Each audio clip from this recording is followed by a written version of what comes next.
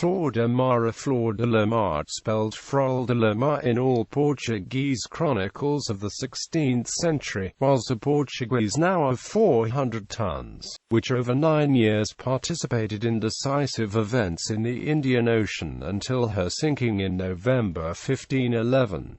Nobleman Afonso de Albuquerque was returning from the conquest of Malacca, bringing with him a large treasure trove for the Portuguese king, when the ship was lost off the coast of Sumatra. A replica of the Flor de Mar is housed in the Maritime Museum in Malacca, Malaysia. History. Career. The Flor de Mar was built in Lisbon in 1502, being one of the finest vessels of the time.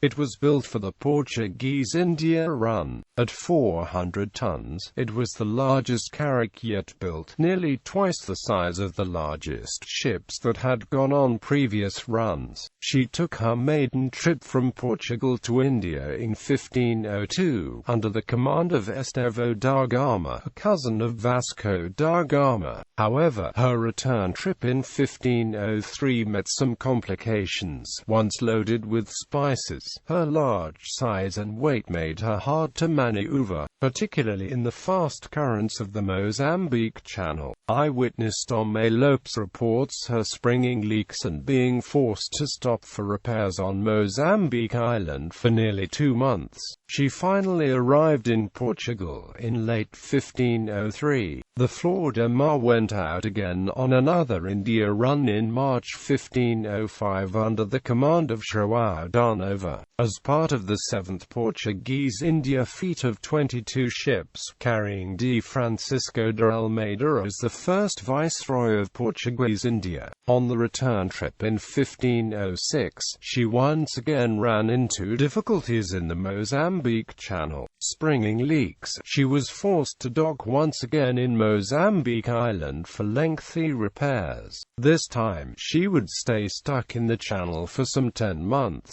Nova attempted to take her out repeatedly, but the heavy-laden ship kept running into problems, forcing him to return to the island, repair and try again. The ship and her frustrated captain were still stuck in Mozambique when they were found in February 1507, almost exactly 1 year after the Flor de Mar left India, by the outgoing 8th India Armada under the command of Tristão da Cunha. Cunha ordered his crews to help repair the ship back to seaworthy shape, unload the ship's spice cargo onto another Portugal-bound transport, and then annex the empty Flor de Mar and her captain into his own India-bound armada. She was never to return to Portugal. The Flor de Mar and her captain João da Nova participated in Cunha's conquest of Socotra. In the aftermath, to Nova's surprise, Cunha ordered her to remain in the western Arabian Sea, integrated into the patrol squadron of Afonso de Albuquerque. Nova and the ship participated in the Albuquerque-led conquest of the cities of Curiati, Muscat in July 1507, Corfacan, and Ormuz in the same year.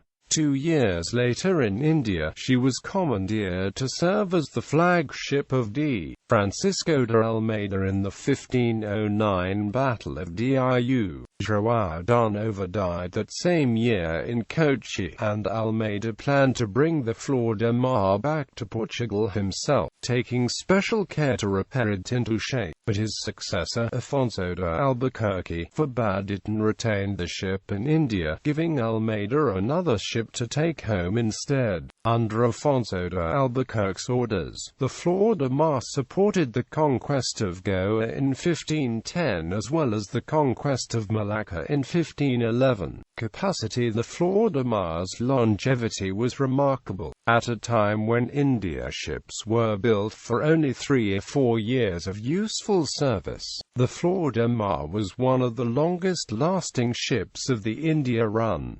However, her service as a cargo ship left a lot to be desired. dangerously unseaworthy when fully loaded. She only completed one full India run, and not without difficulties. Nonetheless, much was learned from the ship's experience. Although several larger ships 600T, 900T, 1500T would be occasionally built, the average India now would hover around 400T, 450T. As such, the Flor can be considered the prototype of what would become the typical 16th-century India now. The ship's experience also led to the institutionalization of the outer route, i.e., captains of heavy-laden large ships were ordered to avoid returning via the fast Mozambique Channel, but rather sail a longer but calmer course east of Madagascar. Shipwrecked despite already being deemed unsafe, she served to support the conquest of Malacca, then the largest commercial center of east of India's. Given her large capacity, Afonso de Albuquerque wanted to give the court of King Manuel I a show of its treasures, and used it in the return voyage, by the end of 1511, to transport the vast treasure amassed in the conquest with the offers from the Kingdom of Siam to the King of Portugal. When the Flor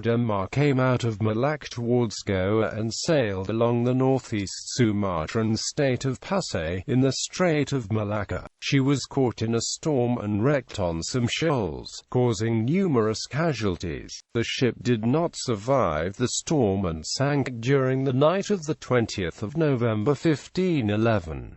Afonso de Albuquerque was saved in the most difficult conditions, using an improvised raft, but the cargo was irremediably lost.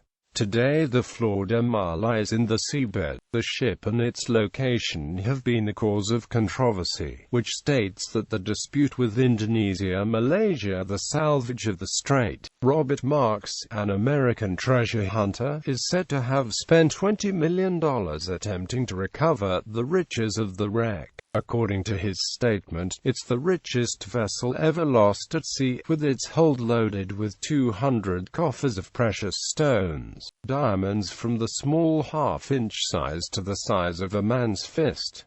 Today a replica of the Flor is housed in Maritime Museum of Malacca. Bibliography. Data Delinga, Texto Publicado na Revista de Marinham, Abril de 1989.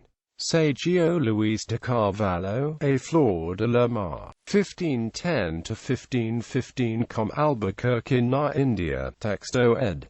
1993, ISBN 972-470422-X. Diffie, Bailey W. and George D. Winius, Foundations of the Portuguese Empire, 1415–1580. Minneapolis, University of Minnesota Press.